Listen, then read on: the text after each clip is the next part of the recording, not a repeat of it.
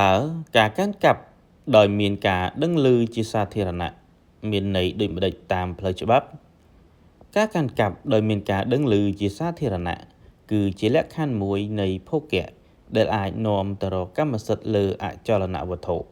តាមច្បាប់ភោគីត្រូវកាន់កាប់អចលនវត្ថុដោយបើកចំហនិងដោយមិនមានការលាក់បាំងនិយាយដោយសាមញ្ញ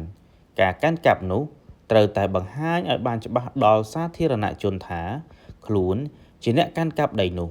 ភោគីមិនអាចលាក់បាំងនៅការពិតនៃការកាន់កាប់ដីនោះបានឡើយប្រសិនបើការកាន់កាប់ត្រូវបានលាក់បាំងឬធ្វើដោយសម្ងាត់នោះមិនអាចចាត់ទុកថាជាភោគៈដែលមានការដឹងឮជាសាធារណៈបានឡើយដូច្នេះភោគីត្រូវកាន់កាប់អចលនវត្ថុដោយបើកចំហនិងដោយមិនលាក់បាំងដើម្បីឲ្យសាធារណជនបានដឹងឮជាសាធារណៈអំពីការកាន់កាប់របស់ខ្លួននៅក្នុងវីដេអូបន្ទាប់យើងនឹងឈ្វេងយល់អំពីការកាន់កាប់ដោយគ្មានការអាខានសុភាព Legal Property ឈ្វេងយល់អំពីច្បាប់ដើម្បីការពារសិទ្ធិរបស់អ្នក